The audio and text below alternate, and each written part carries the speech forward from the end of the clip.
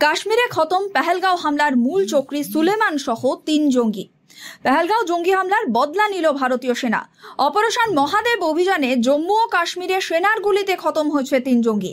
নিহত জঙ্গিদের মধ্যে রয়েছে পেহেলগাঁও হামলার মাস্টার মাইন্ড সুলেমান মুসা ও তার ২ সঙ্গী। পাক মদতপুষ্ট জিহাদি সংগঠন লস্করে তৈবার সদস্য মুসা।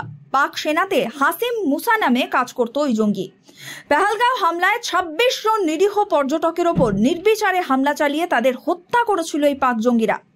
২২শে এপ্রিল এই হামলার পর থেকে এতদিন পর্যন্ত অধরা ছিল এই জঙ্গিরা। তা নিয়ে ইতিমধ্যেই আন্তর্জাতিক স্তরে সুর চড়িয়েছে বিরোধীরা।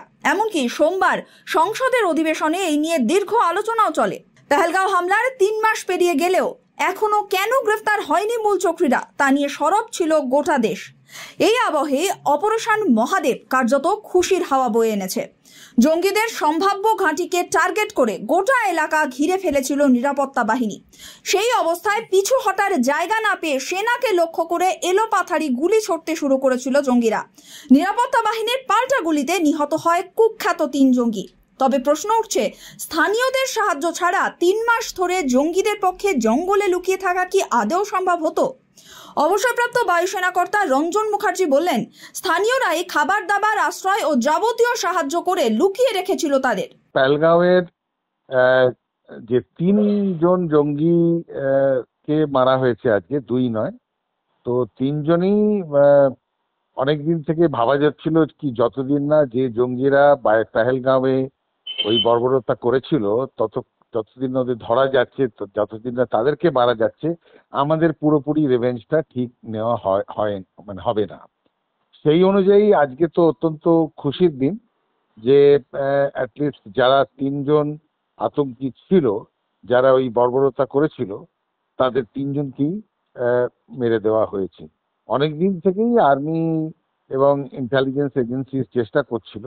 তবে কেন স্থানীয় সাধারণ মানুষরা সমর্থন করছেন এইসব নৃশংস জঙ্গিদের? পুরো জম্মু কাশ্মীরের যদি আপনি টোপোগ্রাফিটা দেখেন, ওটা জঙ্গল, গ্রাম, জঙ্গল এবং বসতি, পাহাড়ি এরিয়া, তো পুরোটাই তো ওরকম।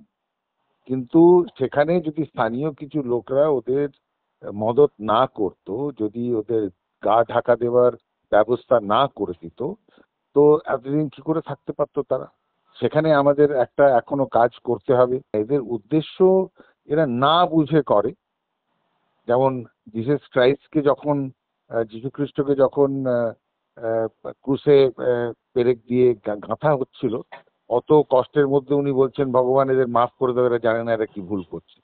সেই রকম টাইপের এখানকার মুসলমানরা বোঝে না, যারা এই আতঙ্কি দের সাথ দেয়, তারা বোঝে না ওরা কি ভুলটা করছে। এর আগেও একাধিক জঙ্গি হামলায় বারবার বিধ্বস্ত হয়েছে ভারত। জঙ্গিদের প্রতি কবে কমবে স্থানীয় কাশ্মীরিদের সমর্থন, সেটাই এখন লাখ টাকার প্রশ্ন। Bureau report, sky news Bangla.